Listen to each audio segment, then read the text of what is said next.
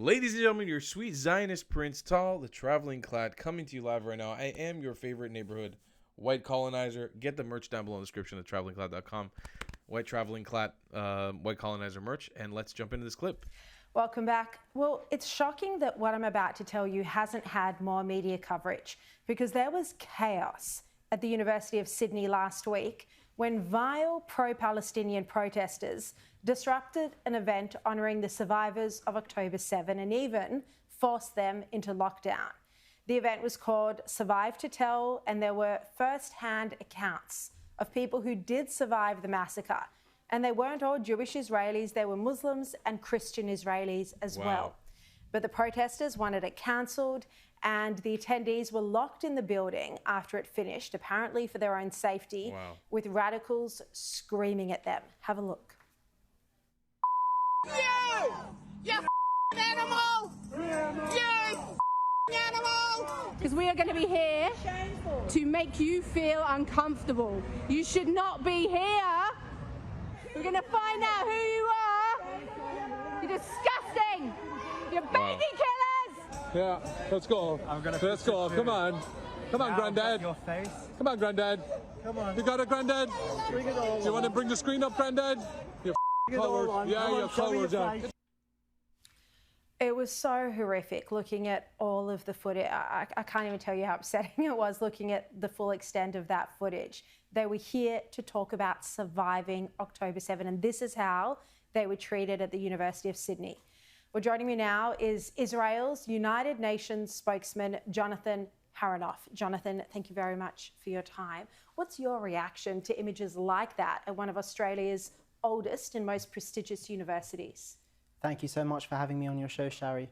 It's truly disheartening and disturbing to see these scenes. What's most shocking to me is not what Hamas perpetrated on October the 7th. Hamas's genocidal intent is very clear. They're very explicit about their hatred for Jews, for Israeli people, for anyone who supports the idea of a Jewish state. What was most disturbing to many people across the world was what happened on October the 8th, October the 9th, October the 10th, and since then, 500 and odd days since. And I think what we've seen at the University of Sydney is the latest manifestation of this inexplicable hatred towards anyone who is coming from, anyone who's Jewish, anyone comes from the state of Israel, even someone, an innocent person who survived the most horrific atrocity just for being Jewish. Or just for being Israeli. Just for being Israeli, just for being a Jewish, just for being Muslim, just for belonging to a certain country, and that's truly disturbing. No, it is indeed. It's just shocking. Now, we saw the news over the past few days that Hamas has reportedly revised down their death toll. So this is removing the names of thousands of Palestinians it had claimed were killed. The researchers say that at least 1,000 children are no longer on the list, and that 72% of those killed were combatant-aged men. Now, Jonathan, this has been widely covered in the international media, not on the ABC, as far as I can tell. Why this reluctance by left-leaning media outlets to cover this story? As a trained journalist, it's very disturbing to see that many of the outlets across the spectrum are not covering this. And when they do cover it, they sometimes fail to mention who is running the health ministry, the fact that it is a Hamas-run health industry, health ministry. Look, I think this boils down to the fact that Hamas obviously doesn't care about Israelis, but it also doesn't care about its own people, which is why it's so blasé about throwing around different numbers and figures that are detached from reality. And we saw the latest evidence of the people of Gaza not rising up against Hamas, because Hamas does not care about its own people. And we saw some brave instances of anti-Hamas riots, which were very violently stamped down, but that just shows to you how much the government cares so little about its own people. No, exactly. I mean, even Palestinians being executed by Hamas simply for wanting a better future. Now, we're seeing evidence that Iran was complicit in October 7. Israel has said that there is new documentation. What can you tell us about this?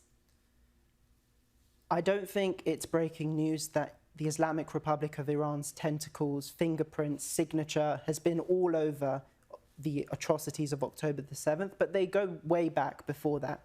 The latest piece of public evidence that's been revealed shows that June 2021, Hamas leaders Yahya Sinwar and Mohammed Deif wrote to the IRGC commanders asking for something in the sum of $500 million in order to carry out future attacks against Israel. And those attacks took place on October the 7th.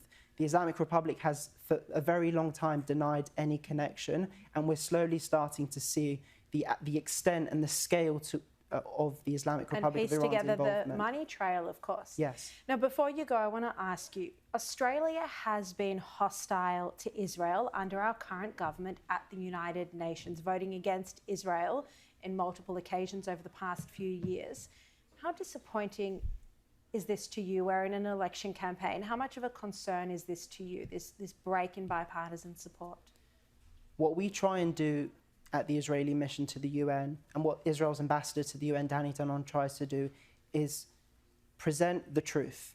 And it's very disappointing to see countries that don't side with truth, don't side with Eli Sharabi when he's speaking at the Security Council, don't side with Noah Argamani, and they side with the Palestinian Authority and representatives of a regime that really doesn't care about its own people, let alone Jewish or Israeli people. So it's extremely disappointing. Yeah. It is indeed. All right, to us as well. Jonathan Haranoff, really appreciate your time. I mean, those initial clips you were showing at the university are really shameful. I don't know what's happened in Western universities. Obviously, there's been a lot of Qatari and, Islamist funding behind a lot of the programs in these schools. But it's really crazy to see how far gone they are, even far-reaching parts of the globe like Australia. And it's really crazy to see how bad it's actually become. You can survive the October 7th massacre. You will have shot at by Islamist terrorists. You would have been attacked. Your life would have been in danger. Your communities would have been attacked. Your country was under attack, and you would have been an innocent civilian, a soldier, just protecting your nation. And you will go under fire by university students who haven't had to do anything difficult in their life, nor do they understand the complexities of living amongst Islamists and jihadists in the Middle East. And they'll preach to you what is the moral right and what the moral wrong is. It's like the whole world is turned upside down on its head. It's insane. It really is crazy. But, it's a fight worth fighting. And with the UN war, I appreciate, obviously, that Israel has a delegation to combat the UN and its bullshit, but it feels like a losing fight. I do feel like on the university campuses, the more of us that get in there and the more of us can make a shift in their opinion and the more of us can make fun of them when they're being fools, will actually assist in the process of undoing all this terrible propaganda that's been done against the Jewish people and against Israel on college campus. I don't need you to support Israel. I just need you to not be a fucking idiot. Ladies and gentlemen, that's my piece for today. I'll see you guys in the next one. I love you. Long time. Goodbye, class. If you believe in my content and want to support me, just know your help is needed. There's a bunch of great ways to support me, being PayPal, Buy Me a Coffee, or joining my Patreon community down below. Patreon is the best way to support my channel, and you'll get a bunch of cool perks depending on what tier you join. Another great way to support me is by buying my merchandise on thetravelingclat.com. I regularly drop new merch designs like this beautiful hat, or this amazing shirt, where you can support the channel and get something cool for yourself. I also have an amazing Discord community with people from all over the world. Thank you so much for your support.